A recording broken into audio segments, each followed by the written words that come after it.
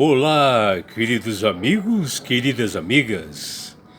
Que a graça e a paz de Jesus esteja com cada um de vocês. Que o Espírito de Deus possa inundar seus corações, dando-lhes o devido conhecimento, entendimento e sabedoria. E que todos tenham um dia bastante feliz. Vossa lição. E hoje, domingo, 1º de fevereiro de 2026, a lição 6 de hoje ela tem como título Alegrando-se no Senhor.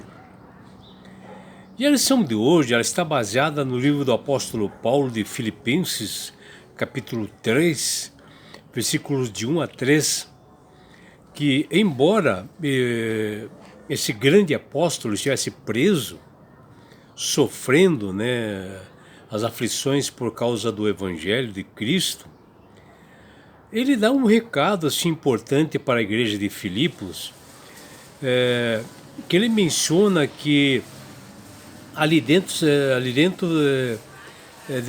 estava tendo um certo orgulho, que o melhor que eles poderiam fazer era se alegrar-se no Senhor.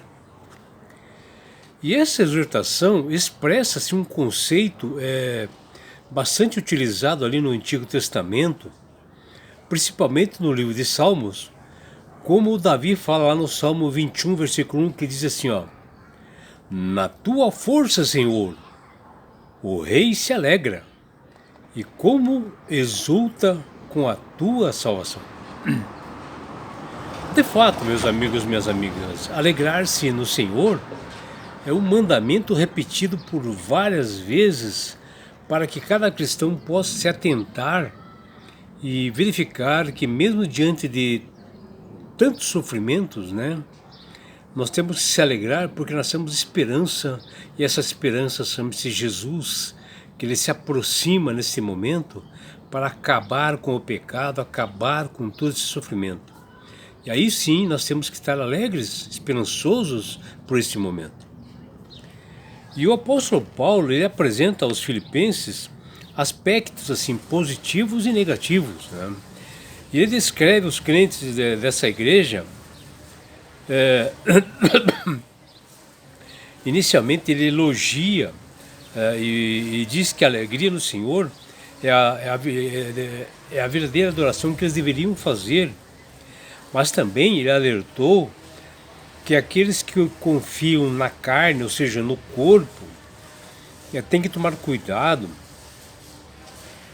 para que realmente não venham idolatrar tudo isso e se perderem, E os crentes de Filipos, estavam realmente focados realmente no Senhor, na sua mensagem, e ele mesmo, Paulo, disse que os filipenses, eles serviam a Deus pelo Espírito, eles tinham orgulho de servir a Jesus.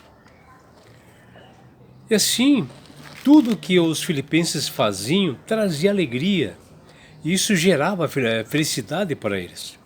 E a palavra de Deus é como um manual de instruções, que nos orienta a nós encontrarmos a verdadeira felicidade genuína e a alegria duradoura que nós só encontramos através de Jesus. Alguns elementos que promovem essa alegria incluem receber a misericórdia de Deus, que fala no Salmo 31, versículo 7, confiar no Senhor, que diz lá em Salmo 5,11, experimentar as bênçãos da salvação, que está lá no Salmo 9,14, adotar e obedecer a lei de Deus, que é como um estilo de vida, para que o crente possa levar isto, que está lá no Salmo 119, 114, e que isso também inclui o quarto mandamento, que é o sábado, que é um dia de adoração, de alegria, um dia separado para a memorial da criação, que fala em Isaías 58, versículos 13 e 14, e também acreditar na palavra de Deus, na Bíblia, como verdadeira e inspirada pelo Senhor, que está lá no Salmo 119, versículos 1 a 2, e assim criar nossos filhos para que eles sigam os caminhos de Deus, que fala aí no Provérbios capítulo 23, versículos 24 e 25. E o que nós podemos, dentro dessa lição, ver que o apóstolo Paulo, ele escreve à igreja de Filipos e ele diz lá: quanto ao mais, irmãos meus, alegrai-vos no Senhor, que está lá em Filipenses capítulo 3, versículo 1. Ou seja, em outras palavras, que eles fossem felizes, né, firmes, perseverantes na fé, acreditando somente em Cristo Jesus. Pois a fonte verdadeira da alegria em todas as situações é no Senhor, é no Salvador, porque é uma alegria eterna e essa é a pretensão realmente de Jesus nos levar para as mansões celestiais. E essa alegria promove o bem-estar, a tranquilidade no nosso interior, ou seja, no corpo, na mente, que nós desenvolvemos sim uma personalidade com propósitos positivos, e isso nos dá esperança para todos nós. Ainda que exista um mal entre nós, ao nosso redor, na nossa vida, nós não podemos praticar o pecado, que é a raiz da infelicidade. Nada podemos nos distanciar da graça e do amor de Deus. E Paulo nos dá um mandamento para nós nos mantermos alegres e confiantes em Cristo Jesus, independentes das circunstâncias, sejam elas boas ou ruins.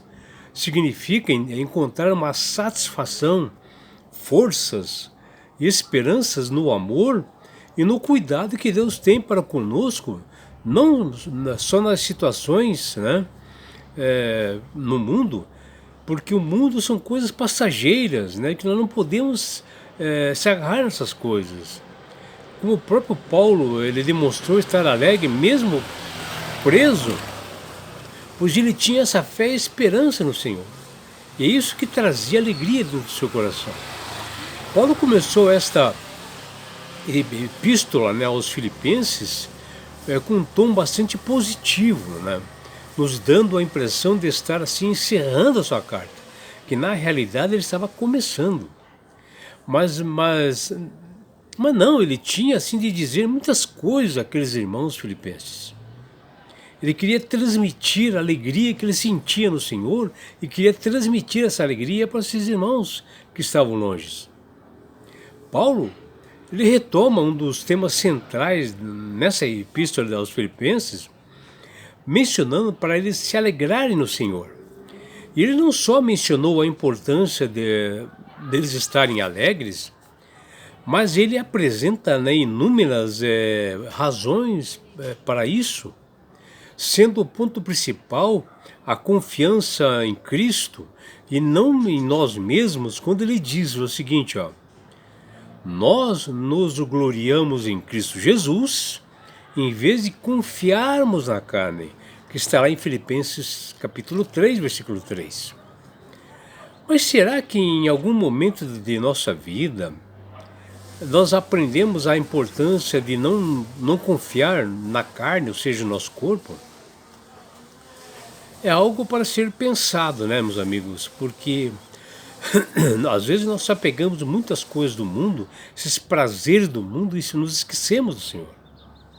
E o apóstolo Paulo, ele faz uma admoestação assim rigorosa às pessoas perversas, mas ou não religiosos, ou religiosos falsos, né, que se encontravam ali em Filipos, onde muitas vezes ele chamou essas pessoas de cães, onde esta metáfora assim utilizada foi direcionada justamente para esses falsos mestres, pessoas legalistas que ameaçavam a fé cristã e que tentavam ludibriar, enganar e tirar do caminho os verdadeiros cristãos.